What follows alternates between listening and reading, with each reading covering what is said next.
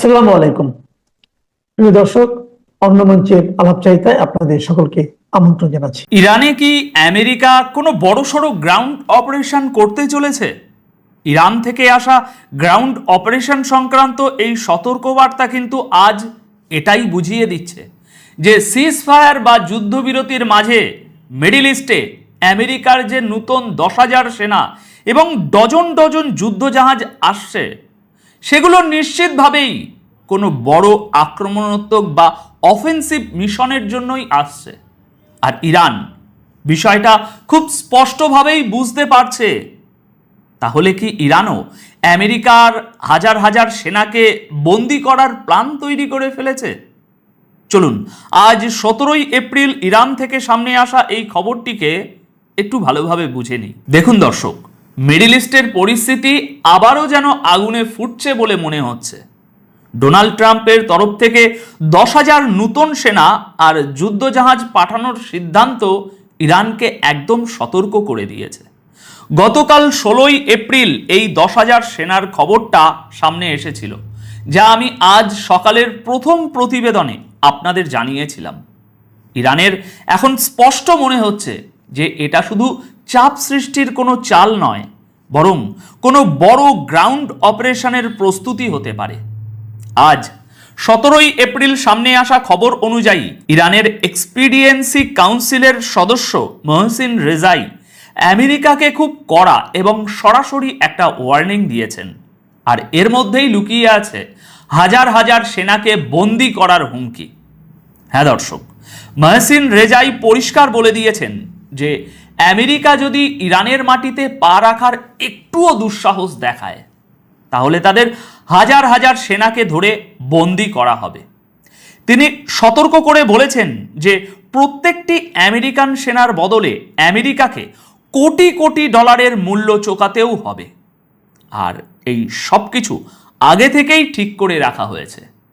Rezaei কটাক্ষ করে বলেছেন, ডোনাল্ড ট্রাম্প নিজেকে হরমুজ প্রণালীর পুলিশম্যান বা পুলিশ প্রমাণ করার চেষ্টা করছেন, কিন্তু ইরান তার এই দাদাগিরি কখনোই মেনে নেবে না।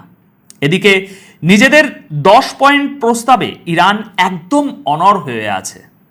দেখুন দর্শক, আমেরিকার তরফ থেকে সমুদ্রে অবরোধের হুমকি বা তা বাস্তবে প্রয়োগ করার পরও ইরান পরিষ্কার করে দিয়েছে যে তারা তাদের 10 পয়েন্ট প্রস্তাব থেকে 1 ইঞ্চিও পিছিয়ে আসবে না। পাকিস্তানে আলোচনার আগেই ইরান এই প্রস্তাবটি দিয়েছিল। ইরানের এই ওয়ার্নিং পরিষ্কার ইঙ্গিত দিচ্ছে যে সিজফায়ারের মাঝে আমেরিকার এই নতুন সেনা মোতায়েন আগুনে ঘি ঢালার কাজ করছে। ইরান এটা খুব ভালো করেই দেখতে পাচ্ছে যে আমেরিকা আলোচনার আড়ালে কোনো বড়সড় অফেন্সিভ মিশনের প্ল্যান তৈরি করে ফেলেছে। আর যদি আমেরিকা গ্রাউন্ডে কোনো রকম চালাকি করে, তবে গোটা অঞ্চল এমন এক ধ্বংসের দিকে এগিয়ে যেতে পারে দর্শক, যার কল্পনাও করা যায় না। এখন দেখার বিষয় এটাই যে ট্রাম্পের এই নতুন মিলিটারি পজিশনিং তাদের কোনো চুক্তির দিকে নিয়ে যায় নাকি একটা সম্পূর্ণ যুদ্ধের দিকে। এদিকে আরেকটি বড় খবর হলো, গতকাল ইরানের বিদেশমন্ত্রী আব্বাস আরাগাচি চীন ও জাপানকে স্পষ্টভাবে সতর্ক করে বলেছেন যে হরমুজ প্রণালী এবং পারস্য উপসাগরে আমেরিকার উস্কানিমূলক কার্যকলাপের ফলাফল অত্যন্ত ভয়ঙ্কর হতে পারে। গতকাল দুপুরে হওয়া এই গুরুত্বপূর্ণ আলোচনায় আরাগাচি পরিষ্কার করে দেন যে সমুদ্রে যে বাধাগুলো আসছে সেটা এই চাপিয়ে দেওয়া যুদ্ধেরই সরাসরি ফল। চীনের বিদেশমন্ত্রী ওয়াং ইর সাথে আলোচনায় আরাগাচি চীন এবং রাশিয়াকে ধন্যবাদও জানান, কারণ তারা জাতিসংঘের নিরাপত্তা পরিষদে আমেরিকার একতরফা প্রস্তাবের কড়া মোকাবিলা করেছে। এর জবাবে ওয়াং ই ইরানি জাতির সাহসের প্রশংসা করেন এবং ভরসা দেন যে এই যুদ্ধ শেষ করতে চীন কূটনৈতিক স্তরে সম্পূর্ণভাবে পাশে থাকবে। অন্যদিকে জাপানের বিদেশমন্ত্রীর সাথে আলোচনায় আব্বাস আরাগাচি বলেন যে পরিস্থিতি যাতে আর না বিগড়ায় তার জন্য সমস্ত দেশকে দায়িত্বশীল হতে হবে। জাপানও এই ক্রমবর্ধমান উত্তেজনায় তাদের উদ্বেগ প্রকাশ করেছে এবং পরিস্থিতি শান্ত ও স্থিতিশীল করতে সাহায্যের প্রস্তাব দিয়েছে। এরই মধ্যে তেহরানে আরও একটা বড় চাঞ্চল্য দেখা গেছে। আব্বাস আরাগাচি পাকিস্তানের সেনাপ্রধান ফিল্ড মার্শাল আসিফ মুনিরকে সিজ ফায়ার নিয়ে আলোচনার আয়োজন করার জন্য তিনি পাকিস্তানকে ধন্যবাদ জানিয়েছেন এবং দুই দেশের অটুট সম্পর্কের কথা আরও একবার দুনিয়ার সামনে তুলে ধরেছেন। দেখুন দর্শক, ইরানের এই কূটনৈতিক দৌড়ঝাঁপ এটাই প্রমাণ করে যে তারা এখন গ্লোবাল পাওয়ার বা বিশ্ব শক্তিগুলোকে নিজেদের সাথে যুক্ত করে আমেরিকার অবরোধকে ব্যর্থ করার মিশনে কাজ করছে। চলুন এবার কিছু হেডলাইন দেখে নিই। Islamabad likely to host next Iran US talks. ইসলামাবাদে ইরান আমেরিকার পরবর্তী আলোচনা হতে পারে। ইরানের তাসনিম নিউজ এজেন্সিও এটা কনফার্ম করেছে এবং লেবাননের আল মায়াদিনও লিখছে যে এটা খুবই সম্ভব যে ইরান আর আমেরিকার মধ্যে খুব তাড়াতাড়ি যে আলোচনা শুরু হওয়ার সম্ভাবনা তৈরি হয়েছে সেই মিটিং আবারও পাকিস্তানের রাজধানী ইসলামাবাদেই হতে পারে। তো আপাতত আরও একবার আলোচনার কথা হচ্ছে। অন্যদিকে মিলিটারি প্রেশারও বাড়ছে, অবরোধ তো হয়েই আছে। আসলে যুদ্ধের থেকেও বেশি ক্ষতি করার উপায় হলো এটাই যে কারো দেশে কোনো জিনিসপত্র যেতেও দিও না আর সেখান থেকে কিছু আসতেও দিও না। ইরান রোজ বলছে যে আমরা অবরোধ ভেঙেছি, জাহাজ বের করে নিয়ে গেছি, কিন্তু হরমুজ প্রণালী দিয়ে তো আর একটা দুটো জাহাজ যায় না, দিনে ডজন ডজন শত শত জাহাজ যাতায়াত করে। তার মধ্যে থেকে একটা দুটো জাহাজ বেরিয়ে যাওয়া মানে সমুদ্র থেকে এক ফোঁটা জল ওঠার সমান। এটা আসলে ইরানকে ভেঙে ফেলার জন্য আমেরিকার তৈরি করা একটা অনেক বড় প্ল্যান। আর এই প্ল্যানের পেছনেও আরও একটা প্ল্যান থাকতে পারে যে অবরোধের নামে এত জাহাজ নিয়ে আসো যাতে পরে এর আড়ালেই যুদ্ধ লম্বা এবং গ্রাউন্ড অপারেশন করাটা সহজ হয়ে যায়। তবে ইরান থেকেও একটা খবর এসেছে, Iran will not compromise on enrichment rights. ইরানের বিদেশ মন্ত্রকের মুখপাত্র ইসমাইল বাঘে একদম সরাসরি এবং পরিষ্কার বলে দিয়েছেন আজ যে ইউরেনিয়াম এনরিচমেন্ট বা সমৃদ্ধকরণের যে অধিকার আমাদের আছে তা থেকে আমরা পিছপা হব না। আমরা এই এনরিচমেন্ট চালিয়ে যাব এবং এটা আমাদের সিভিল বা বেসামরিক প্রয়োজনের জন্য অত্যন্ত জরুরি। তাই এই বিষয়ে আমরা আমেরিকার কোনো চাপ মানব না। সুতরাং উত্তেজনা কিন্তু বজায় থাকছে, কারণ আমেরিকার প্রথম শর্তই হলো এই নিউক্লিয়ার এনরিচমেন্ট বন্ধ করা। আলোচনা যতই হোক না কেন ফলাফল শূন্যই বেরোবে যদি দুজনেই নিজেদের জেদে অনড় থাকে। যতক্ষণ না কেউ ঝুঁকছে ততক্ষণ কোনো ফলাফল আসবে না। হ্যাঁ, যদি এর মধ্যে অন্তত কয়েক বছরের জন্য এনরিচমেন্ট বন্ধ রাখার মতো কোনো শর্ত আসে তবে হয়তো মনে হবে যে হ্যাঁ কিছু একটা হতে পারে। কিন্তু দর্শক, খালি চোখে বা আপাত দৃষ্টিতে দেখলে আপনার কি মনে হচ্ছে?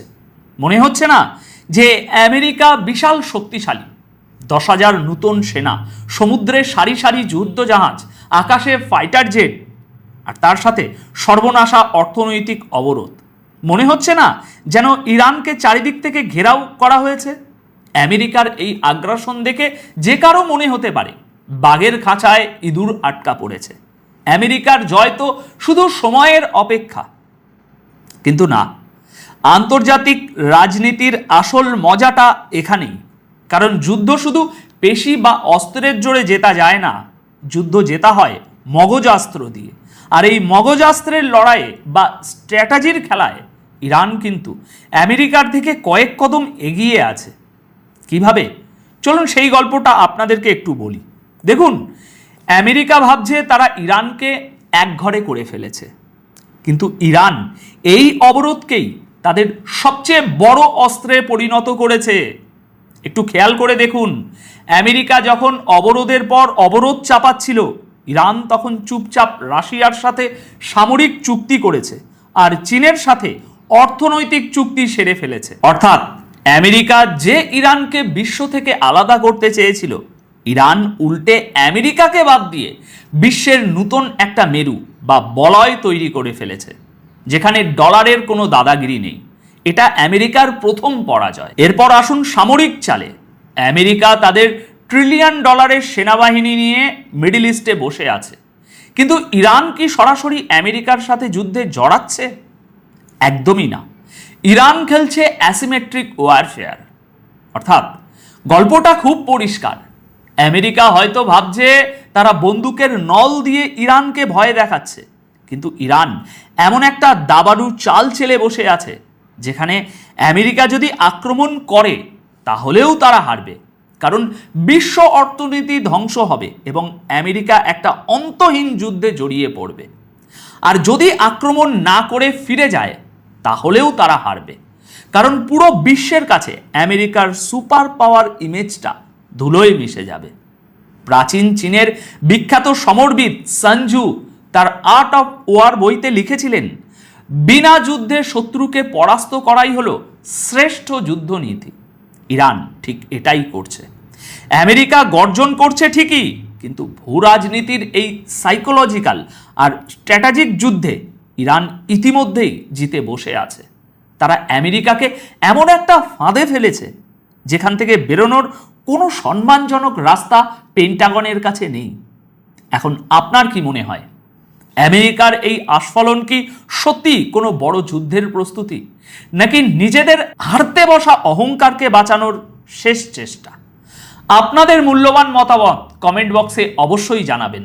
আপাতত এই বিশ্লেষণ এখানেই শেষ করছি। ভিডিওটি যদি আপনাদের পছন্দ হয়ে থাকে তবে অবশ্যই একটা লাইক করে বন্ধুদের সাথে শেয়ার করে দেবেন, আর চ্যানেলটি সাবস্ক্রাইব না করে থাকলে প্লিজ সাবস্ক্রাইব করে বেল আইকনটা প্রেস করে দেবেন। দেখা হবে পরের ভিডিওতে নতুন কোনো ভূরাজনৈতিক রহস্যের সমাধান নিয়ে। ততক্ষণ ভালো থাকবেন, সুস্থ থাকবেন। ধন্যবাদ আপনাদের সকলকে।